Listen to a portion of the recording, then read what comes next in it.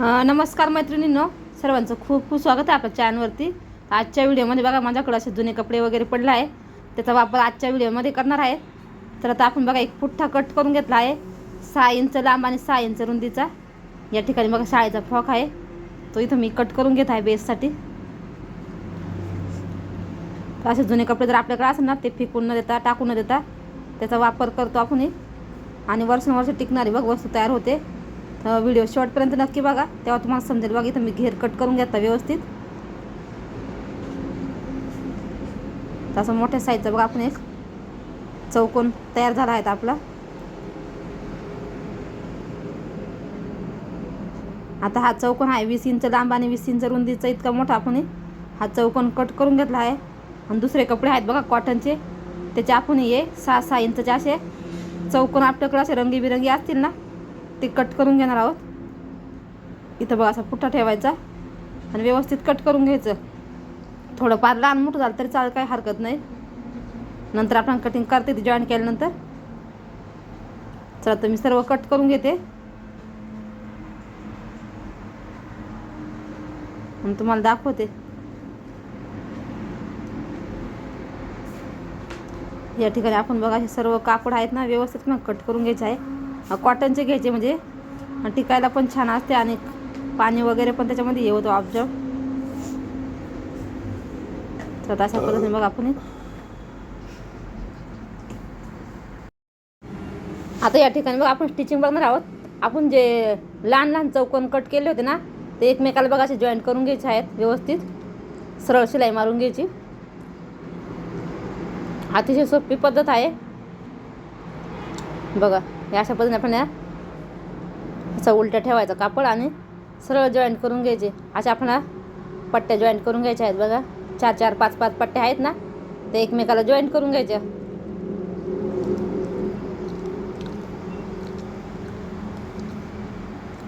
बघा मी अशा पट्ट्या आहेत ना, त्या जॉईंट करून घेते आणि तुम्हाला दाखवते. तुम्ही कुठलेही जुने कपडे वगैरे असेल ना, ते घेऊ शकता. अशा आपल्याला पट्ट्या रेडी करून घ्यायच्या आणि बघा जो कापड आपण कट करून घेतलेला आहेत ना चौकोन, त्याच्यावरती ठेवायचा आहे बघा अशा पद्धतीने.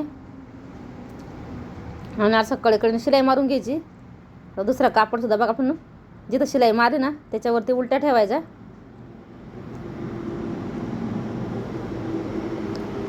दुसऱ्या साईडला बघा असा पलटी करून घ्यायचा.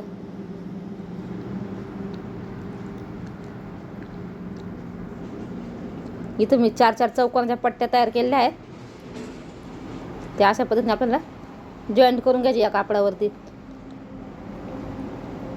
तुम्ही एकदमच जॉईंट करून घेऊ शकता. याच्या आतमध्ये तुम्ही शिलाई कतरण पण टाकू शकते जर तुम्हाला जास्त जाड पाहिजे असेल तर.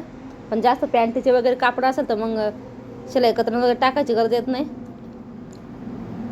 किंवा जुन्या बेडशीट वगैरे असेल तर त्या बघा अशा पद्धतीने आपण आहेत ना या पट्ट्या जॉईन करून घेत आहोत. तुम्ही डायरेक्ट जरी पट्ट्या एकमेकाला जॉईन करून नंतर याच्यावरती ठेवल्या ना तरी पण चालतील.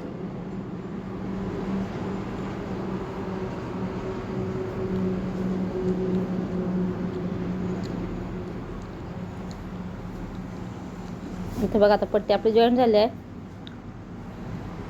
अशा पद्धतीने.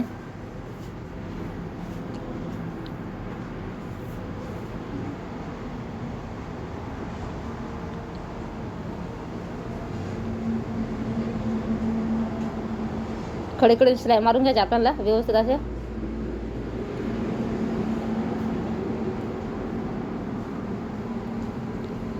आता इथं कापड भरपूर सारं मोठं होतं, आपण ते कट करून घेतलं. इथं बघा अशा पट्ट्या आपण 4 जॉईंट केलेले आहे. इथं बघा थोडंसं खालतीवरती असं ते सारखं कट करून घ्यायचं आपल्याला.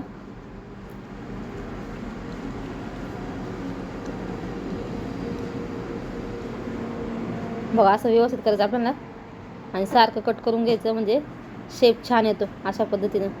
आता इथं मी अंदाजे 1.5 इंचाची पट्टी कट केली आहे. कलरफुल कापडाची बघा अशा पट्ट्या कट करून घ्यायच्या आपल्याला. आता या पट्ट्या आपण जिथं जॉईंट आहेत ना तिथं जॉईंट करायचं आहे. तुम्हाला दाखवते कसं जॉईंट करायचं ते पण.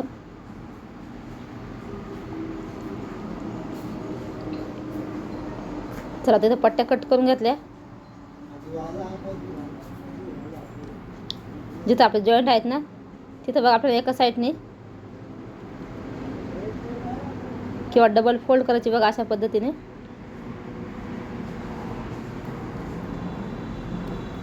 जे आपले शिलाई म्हणजे आहेत ना जॉईंट त्या थोडंसं कडेला घ्यायचं आपल्याला आणि मग जॉईंट करायचं बघा अशा पद्धतीने. आणि नंतर पट्टी आहेत ना फोल्ड करून एक टिप द्यायची कडेने.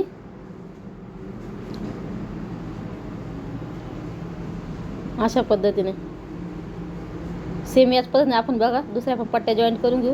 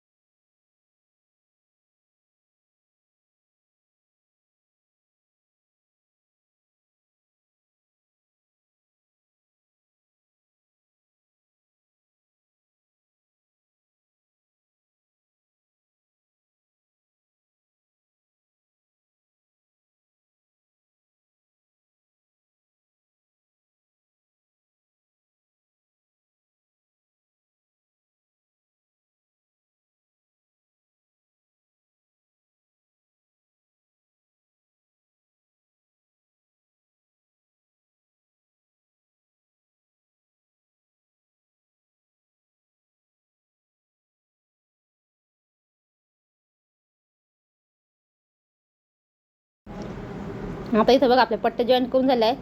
आता आपण पायपिंग करून घेऊ कडेकडेने.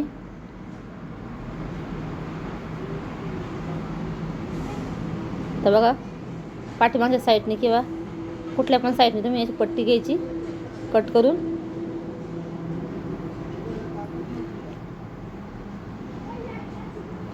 दीड ते 2 इंचाची पट्टी घ्यायची साधारण अंदाजेच.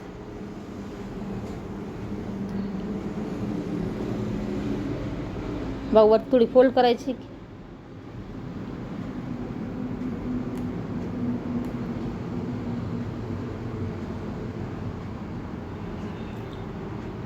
तर आता अशा पद्धतीने आपल्याला पट्टी जॉईंट करून घ्यायची आहेत. वरच्या साईडने डबल फोल्ड करायची आणि शिलाई मारून घ्यायची बघा अशा पद्धतीने. म्हणजे आपले जी कड वगैरे आहेत ना ती व्यवस्थित फिनिशिंगमध्ये येते. अशाच पद्धतीने वर दोन्ही पण साईडला करून घ्यायचे आहेत पायपिंग. तर आता या पण साईडला पायपिंग करून घेऊ आपण.